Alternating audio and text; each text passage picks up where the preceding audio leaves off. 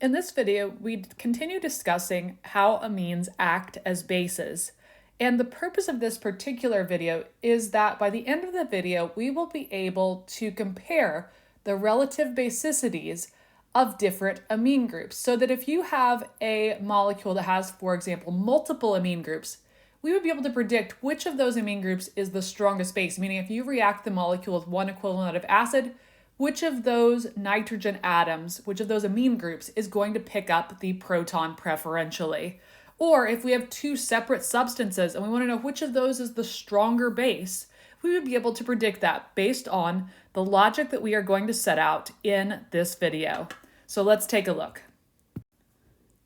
As we start to think about predicting the basicity of amines, I'm going to remind us of something that goes way back to when we were discussing the relative strengths of different acids. And that was that the stronger, in other words, less stable the acid, the more stable and hence weaker the conjugate base.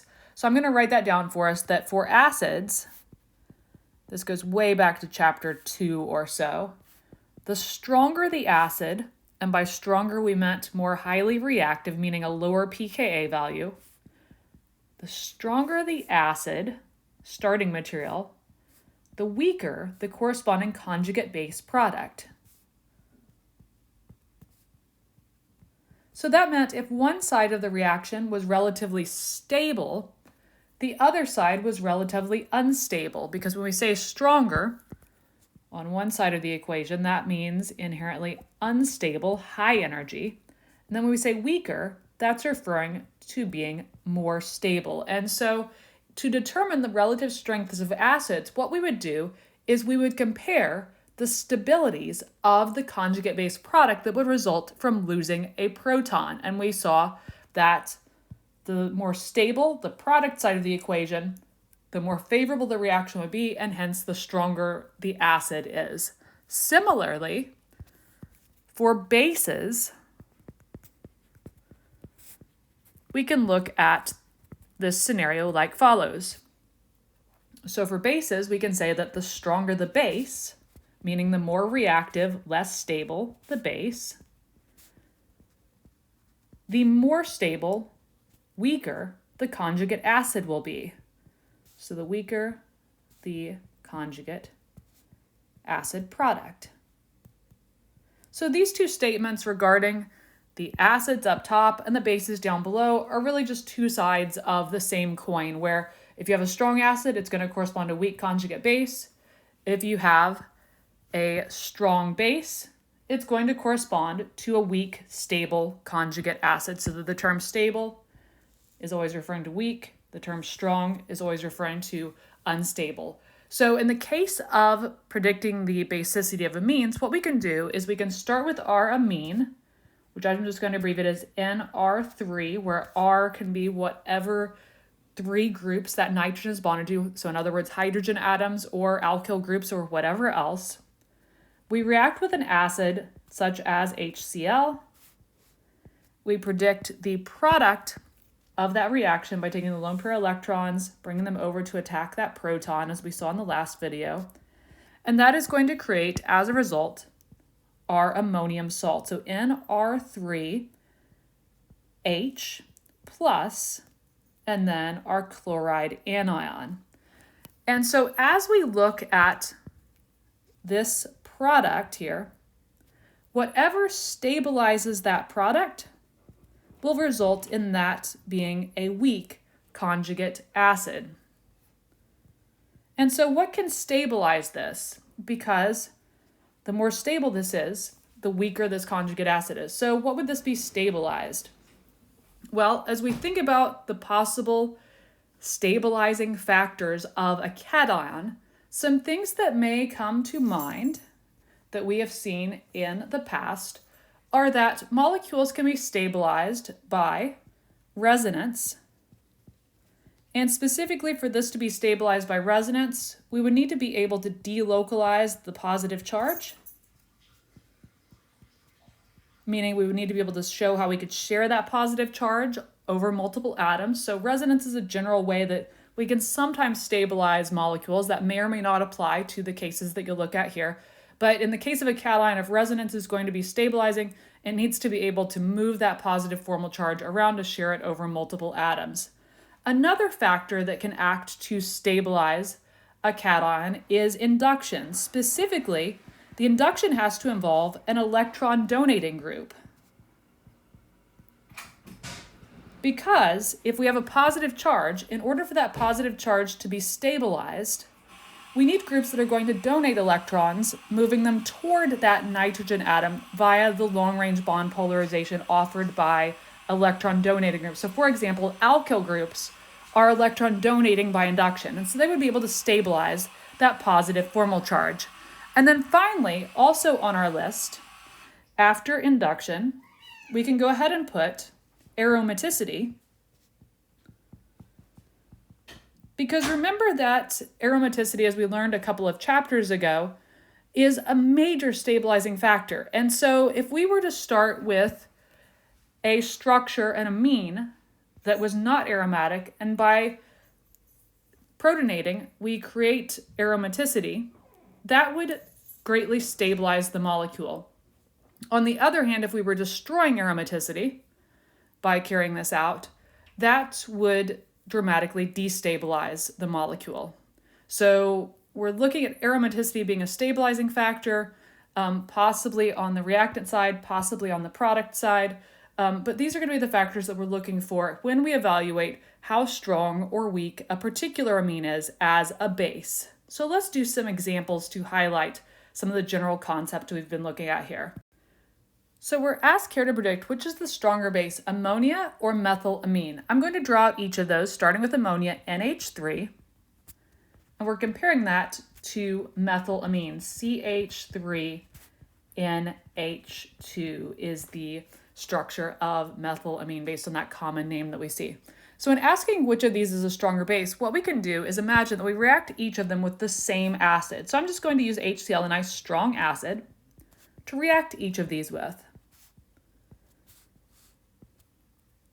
I will go ahead and show my electron pushing arrows just to illustrate what's happening. Nitrogen lone pair comes over, grabs a proton from the acid, forcing the HCl bond to break in each of these two cases. The conjugate acid product corresponding to the nitrogen having picked up a proton will be ammonium ion, NH4, with chloride anion. And then over here we have CH3NH3 because the NH2 picked up an extra proton. That's going to put a positive charge on the nitrogen, and the chloride again is the counter ion. So what we're comparing here, in order to determine which is the stronger base, ammonia or methylamine, is the stability of these two. Whichever one is more stable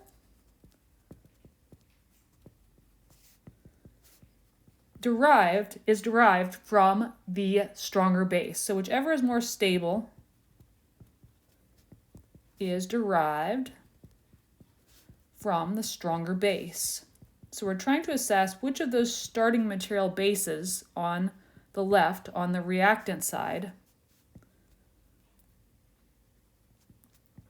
which of these is the stronger base. And so we can determine which is the stronger base reactant by evaluating the product, because the more stable the product, the stronger the base that created it, because unstable left side of the equation means a stable right side of the equation. The equilibrium in these reactions would be further toward the right. That is, the more stable the product, the further the equilibrium will be toward the right-hand side of the equation. So which of these two structures, NH4 versus CH3NH3, is more stable? As we think about what will stabilize the nitrogen in each of those cases, there is no opportunity for resonance in either of these, so we eliminate that. There's no issue of aromaticity throughout here because there's no rings or anything that we could look at aromaticity for, and so we're left with induction. And as we compare the inductive capabilities of the groups that are bonded to the nitrogen, we recall that by induction, hydrogens are slightly electron withdrawing,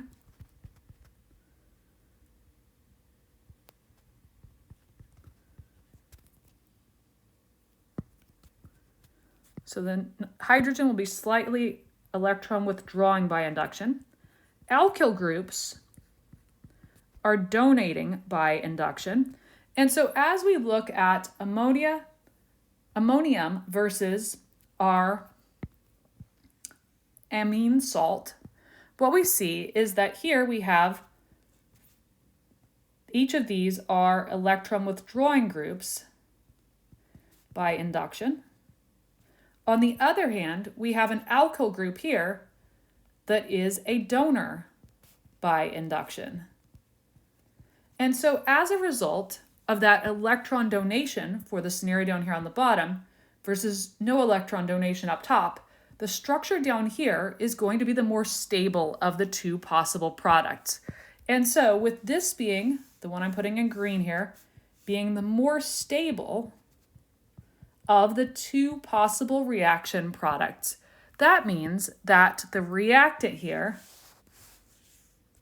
the methylamine, is going to be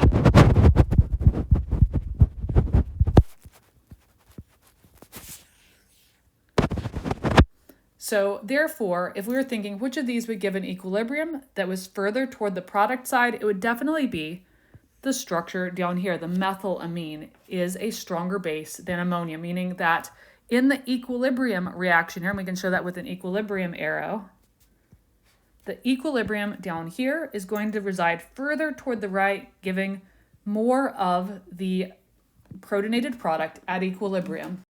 So in this example, we try to answer the same type of question. We ask, which is a stronger base, cyclohexylamine or aniline? So we start by drawing out the structures of these two. And as always the case when doing these example problems, I strongly encourage you to hit pause, try it on your own, and then see if you get the right answer by checking the video. So cyclohexylamine, like so, versus we are comparing it to aniline. Remember, aniline is that aromatic molecule with an NH2 group. So we're asking which of these is going to be a stronger base. So if each of these are the base, in order to determine which is the stronger base, what we do is we write out the conjugate acid product that would form by reacting each of those with acid, and we compare the stabilities of those conjugate acid products. So if we react our base, NH2, with acid, that's going to bring it to NH3+. If we react our NH2 group of aniline with an extra proton, that's going to bring it to NH3+. So thus far, these structures are looking relatively similar. Really, the only difference between the two is that our aniline has this aromatic ring going on, whereas this one does not. It just has a cyclohexyl group. So the cyclohexyl group, like all alkyl groups, is electron donating by induction. Then we have to ask about what's going on with the aromatic ring here. So the aromatic ring, normally we would say that the aromatic ring could donate electrons by resonance toward a nitrogen that's positively charged, but that will only work if we can do so without going over the octet rule. So by resonance, the aromatic ring can act as an electron donor only if there's a place for the electrons to be donated to, in other words. So if we take the pi bond from here and we try to move it up to make a carbon-nitrogen double bond, it is game over. We can't do that because moving this pi bond up here would go over the octet rule. And so as a result, we are stuck with the structure here. We can't use resonance to move the electrons up onto the nitrogen atom. And so by resonance, there will be no stabilization of that nitrogen cation. What about by induction? So by induction, aromatic rings are electron withdrawing. So aromatic rings withdraw electrons by induction. Because keep in mind, these are not alkyl groups. These are alkene groups in this conjugated fashion. So by induction, the aromatic ring is always going to withdraw electrons. And by withdrawing electrons, what's going to happen is that this electron withdrawal will destabilize that nitrogen cation, hence making this structure less stable than the structure on the left. And so as a result, the structure on the left is going to be the more stable of the two candidate conjugate acids, And hence, that indicates that our starting structure here would be the stronger, less stable base. And so when asking which of these is the stronger base, the one we definitely want to choose is this one right here. That is going to be the stronger base because it gives rise to the more stable conjugate acid product. Let's see if we've got this by trying another example. Now, in this problem, we ask which is a stronger base, paranitroaniline or metanitroaniline. The process we will use to solve this is analogous to the last couple of examples we did, and we're going to ramp up the level of intensity here just a little bit for this one. You've been fairly warned. So paranitroaniline, drawing out aniline, NH2, and at the para position we need our nitro group, NO2, is one of the two structures we're starting with, versus we are going to be comparing it to metanitroaniline. So we have NH2, and then at the meta position our NO2. These are our starting structures. These are, in other words, our bases. Now, just like before, we create our conjugate acid products by reacting each of these with an acid.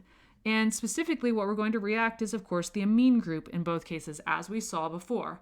And so by reacting the amine group there with HCl or whatever your acid of choice is, that's going to place a proton onto the nitrogen atom of the amine group. And so therefore, the conjugate acid products that we get out of this will look like so. We will have our salt product with the nitrogen having 3 hydrogens directly bonded to it, so NH3 like this, versus the other case, which I am going to put a little bit further over to give myself some extra space here. Our conjugate acid product here will correspond to, again, having NH3 plus. We'll have our pi bonds around there, and then at the meta position we have our NO2. And now, taking a look at these, we consider the factors that will stabilize or destabilize the conjugate acid being resonance, aromaticity, and induction. In both of these cases, the aromaticity or lack thereof is the same. They both have an aromatic ring there. In both cases, we then need to consider resonance, because resonance is more important than induction. And so if there is resonance going on, we will consider that as a primary consideration. We'll consider induction only after we determine that resonance is a tie between the two structures. So let's take a look at resonance and see what we can do here. I'm going to start with the structure on the left, or using resonance to try to compare the stability of this structure on the left to the one on the right. So we need to draw out the resonance structures that correspond to this para structure on the left. So we have our NO2 group there, which I currently have drawn out in abbreviated format. I'm going to erase that and draw that out more explicitly. So we plug in our NO2 like so. Positive charge on the nitrogen, negative charge on the oxygen there. And then thinking about what we can do with this with regard to resonance, there are additional resonance structures that we can draw here. And the important ones that we need to think of is the fact that we can take the pi bond from the ring, we can bring that down to make a nitrogen-carbon double bond, and that's going to force the pi electrons out onto the oxygen like so. And based on that, let's go ahead and draw out what would result from that resonance. So based on that resonance, NH3 plus, and we have our positive charge now will be over here, nitrogen, double bond to the carbon, oxygen, anion, oxygen, anion, like so. And then we certainly have additional resonance structures we can draw here as well, because we have a pi bond here that we can bring down. And by moving that pi bond, we will also be delocalizing, meaning moving the positive formal charge. So I go ahead and plug my nitrogen in again, like so. Pi bond over here hasn't moved yet, but the pi bond on the other side has, so I draw that in. And then we have our NH3 plus, and then our positive charge is going to be right here.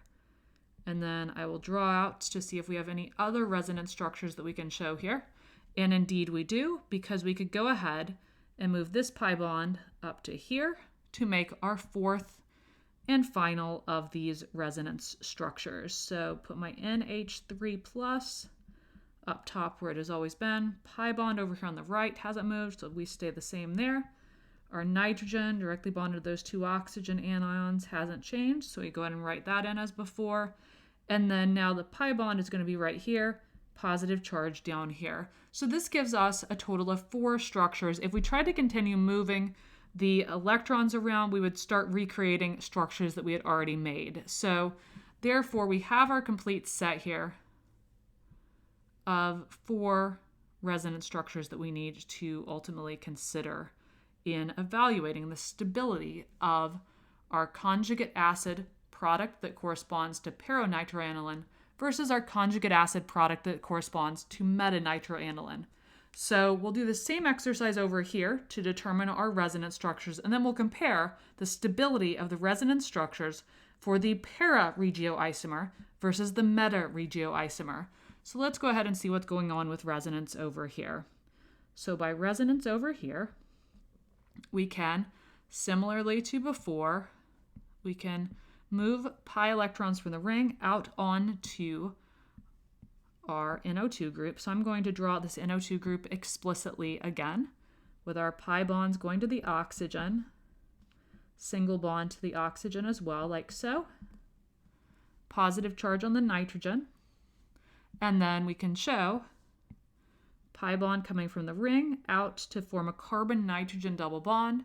The electrons from that nitrogen-oxygen bond go out onto the oxygen, and that's going to give us our next intermediate here. So we have our NH3 plus, like so. And now our positive charge would end up right here. We have a double bond to the nitrogen, oxygen anion, and we can keep doing this trend of moving the pi electrons around in the ring to create additional resonance structures. So pi bond comes down like so, because it's moving toward that positive charge to make another resonance structure. So we draw our ring. Pi bond goes right here. Other one was right here. We had our NH3 plus, like so.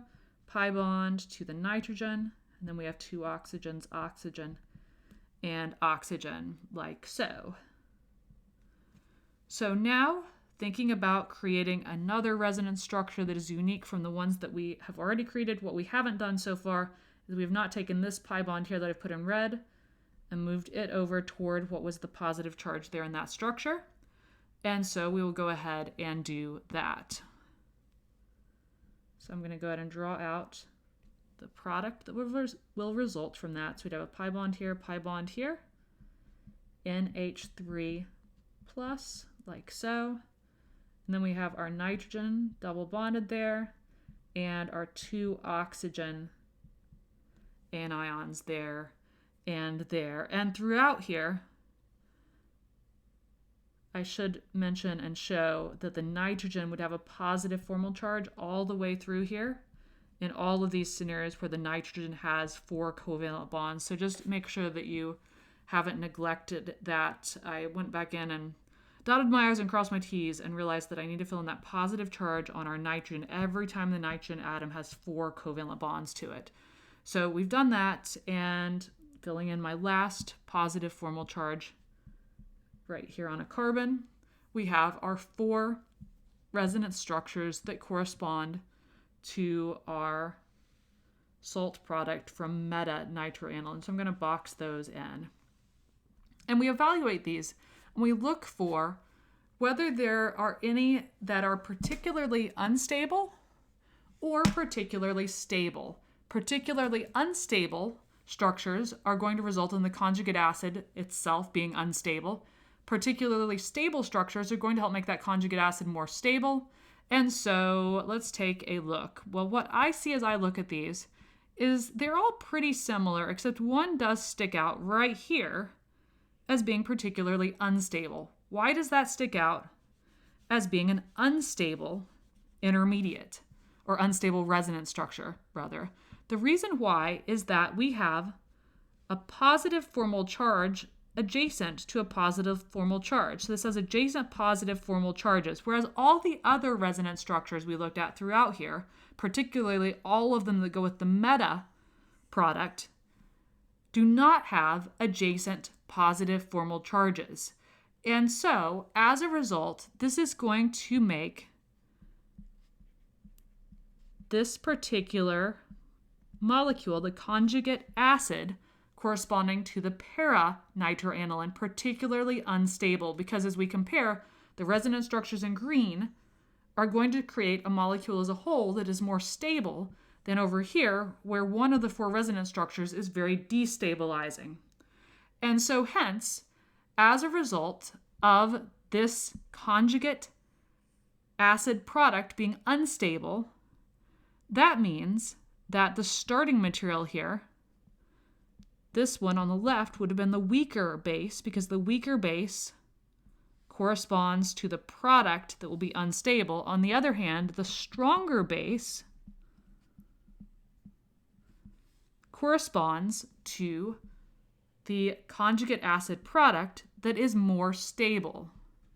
And so hence, to circle back to our final answer here, which is a stronger base, paranitroaniline versus metanitroaniline, the stronger base is the meta regioisomer, because the stronger base yields the more stable product. And we had to evaluate a lot of resonance structures to sort out which of the products here was the more stable one. It's going to be the one on the right, because of the fact that by resonance, we have no super destabilizing resonance structures where we end up with adjacent positive formal charges.